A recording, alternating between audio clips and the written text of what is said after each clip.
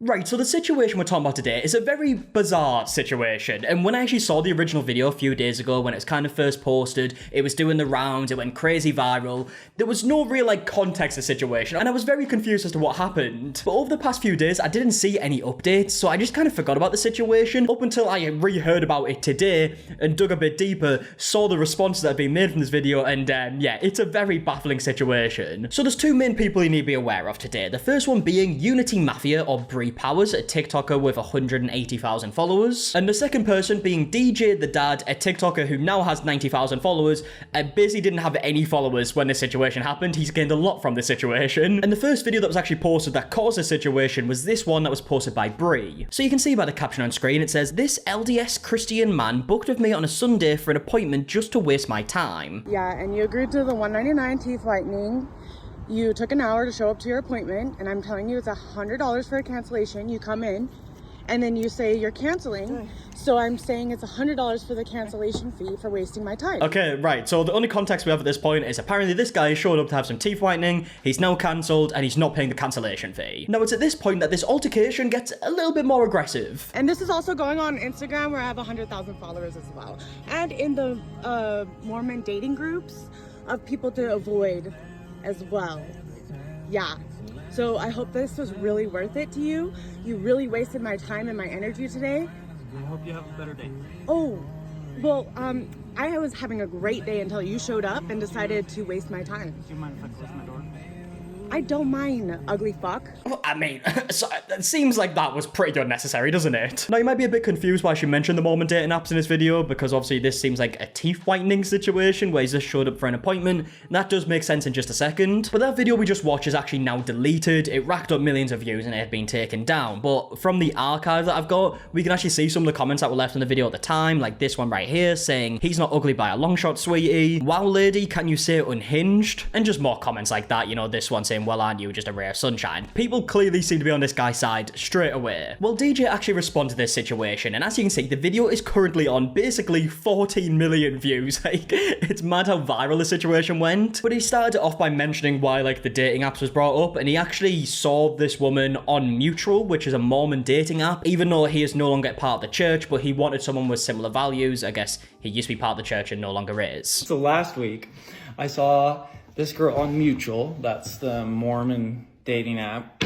and I'm on there because, like, you know, I'd like to be with somebody with similar values, and, you know, used to be maybe in the church, and so they know where I'm coming from, and I'm very upfront about, like, that I'm not active and all that. Yeah, so in a couple of videos after this, he says that on his profile on the dating app, he had it written down that he's no longer part of the church. He then goes on to say when he looked at Bree's profile, her phone number was on there, so he contacted her by text. Like, her business information and her phone number's on her profile.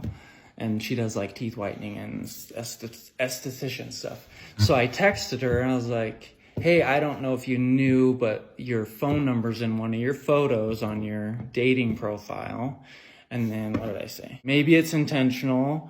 I'm very interested in you, so I was thinking if you're game, I could pay you to whiten my teeth, and then if you were attracted to me and we hit it off, I could ask you out on a date." Okay, first of all, it is a bit of a weird tactic, you know, I'd be like, "Oh, you can whiten my teeth, and then if we hit it off, we can go on a date." It's definitely a unique way of going around it, but I mean, that adds context as to why, like, the dating apps were brought up. He then says her next reply is, like, talking about how much she has to pay in rent, and he thought he was being scammed at first. She texts me and she says, "I'm getting evicted and I have $2,000 of rent to pay." And she put the dollar sign after, so I'm like, oh, I'm getting scammed. It's a fake profile, you know, that's a red flag. And the story continues, and he says that Bre actually said to him, "You should come and get your teeth whitened. We have, like, an open slot, I guess." And then today, like, right as I was getting off drill, she's like, "I charge $199 for teeth whitening. Would you like to do it today?" And I was like, "Oh, I'm about to get off work. That could work for me." They then start clarifying parking, and he says he's on his way. She's like, "It's downtown, so there's only street parking available." And I was like, okay. So at 4:41, I said, "Sounds good. We just got released, so I can be there in like 25 or 30 minutes. He then ends up arriving 1 minute late. He texts her about parking again because he's a bit confused on where he's supposed to park, and she starts saying that he's playing games. I said 25 to 30 minutes at 4:41. So 5:10, so 31 minutes. I was 1 minute late.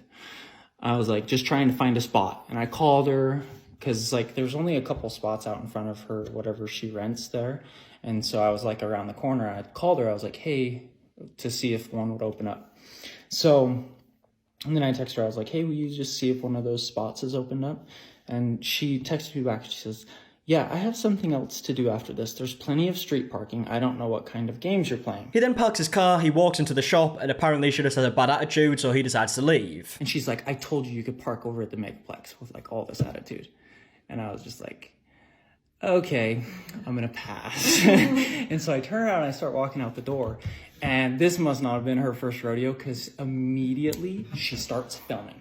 And she chases me out the door. I'm not kidding. She chases me out the door. She runs over to my car, she's like taking pictures of my plates. She's like, I'm gonna call the cops and I'm gonna tell them that, because I told you there's $100 cancellation fee. And I'm like in shock. Yeah, so at this point, we're obviously caught up to the video. So everything we've just heard is before the video, and now we're at the point of what we actually saw on camera. And then after DJ left, Bre ended up texting him saying that he needed to pay $100. So then she starts texting me, and she's like, so she sends me a $100 request on Cash App. She says, I'll be letting them know your base, probably letting me know. I'll be letting you know you're basically blacklisted to all women in Utah now. I texted back, I think I'll be okay, with a smiley face. And then he goes on to say that Bre made this like draft of like the TikTok video she was going to post and sent it to him and kind of like basically blackmailed him with the video. Then she sends me a link to a TikTok video that she's like prepped.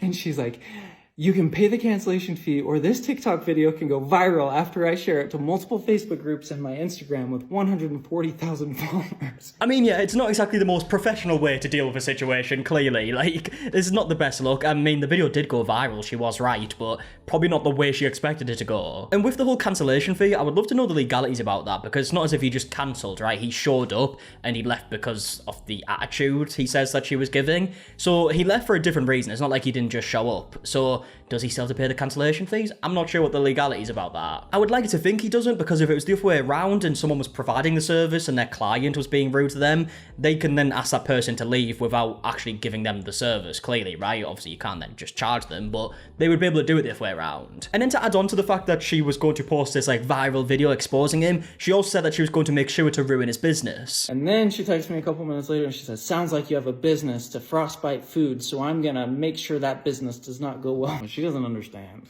is that I have nothing to lose.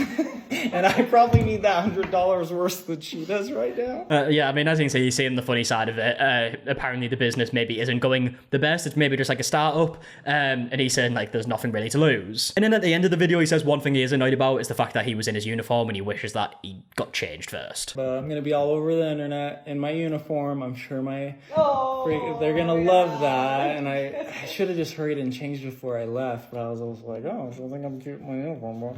Stupid.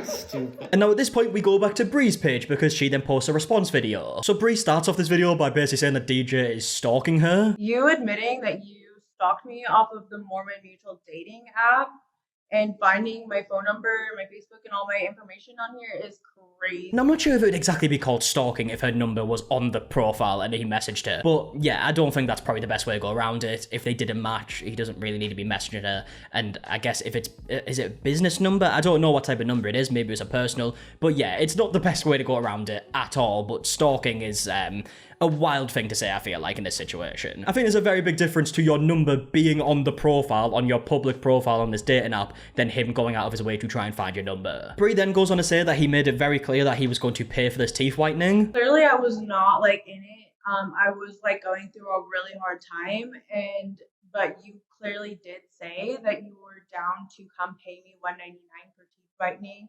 regardless of the fact. Now, one thing I should probably say as well, if you feel like the audio on that video we just watched isn't very good, that's just because it's not. That's not something I've done in editing or anything like that. The video that's been posted doesn't have great audio, and the stuff on screen, like the screenshots, aren't very readable, but we do actually have a full screen recording of all the messages to look through after this video, so we will see that. But either way, this video does carry on, and she says that DJ is just looking for clout and attention. I can't believe that you're trying to play the victim.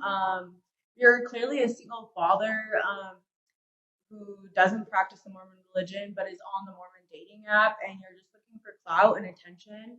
And most of the attention that you're getting from the women off of my TikTok are single moms that are not Mormon and not going to church every Sunday. And you're not attracting that type of woman by doing this. And then she says the respectful thing to do in this situation would be for DJ to pay her $100. Yeah, you could have paid $100 just to cancel and go about your day. And that's the respectful thing to do. But now let's actually take a look at these messages. Now, DJ actually posted a screen recording of all the messages. He's blocked out the number, which makes me think that maybe it is a personal number and not the business number, because if it's a business number, it'd be really easy to find. It would just be like on Google, right? But maybe he still just has blocked it out either way. But either way, the first message from DJ is, "Hello Bre, my name is DJ. I wasn't sure if you knew, but your number is on your mutual profile. Maybe it's intentional. Haha, anyways, I'm very interested in you, so I was thinking if you are game, I could pay you to whiten my teeth, and then if you're attracted to me and we hit it off, you could let me ask you out on a date." To which her reply is, "I'm getting evicted and I have $2,000 of rent to pay." Which, it's an interesting response. Like, I don't know what you're really supposed to do with that information. This whole conversation's a bit weird to me. Like, this first message saying like, "Oh, I'll pay you to whiten my teeth, and then if you like me, we can go out on a date." It's an interesting way to go around it, but then also this response is just a bit bizarre. It's just very straight to the point. Now, DJ responds saying, "Pretty weird that you put the $ after the amount." Obviously, he says in his video the reason he found this was weird was because he thought he was being scammed. But he carries on and says, "Okay, despite that, just found your Facebook, and now I do think this is your real number. Haha, are you alright?" So maybe this is where she's saying that, like, she's being stalked because he like searched on Facebook. And he carries on and says, "Well, I'll just send you some words of encouragement and let you go. Nobody's thriving right now. It is completely ridiculous how much it costs just to have a place to live right now. I'm guessing you believe in God since you have a profile on mutual. These are crucial moments when the world tells us we have every right to turn our backs on him. I had my own last year, but you got to have that faith that what he has planned for you beyond the horizon is better. Don't give up. If you need some muscle to help load/move some stuff, hit me up. Hope you have a better day tomorrow. Sleep well." And judging from this, she doesn't reply on that day, but then messages him the next day and says, "I charge $199 for teeth whitening. Would you like to do it today?" To which he replies saying, "Is it laser or gel based? I did the laser one. It hurt my teeth super bad because they were sensitive. I'm about to get done with work in West Jordan. Where are you located?" She says, "Gel based. This is vegan and sensitive free." They then start talking about parking, like he says he's in his uniform. She says, "I'll find somewhere to let you in the main building so you can change properly." He then says on his way, he says he's just trying to find a spot. She says, "Yes, I have somewhere else to be after this. There's plenty of street parking. I don't know what type of games you're playing. It's been an hour." He shows the time slots as well here. So he sent the first message saying like he's just trying to find a spot at 5:10, and he said he would be between 25 and 30 minutes at 4:41. So yeah, I mean 31 minutes he actually was. And then here we have the conversation after the video with the $100 request,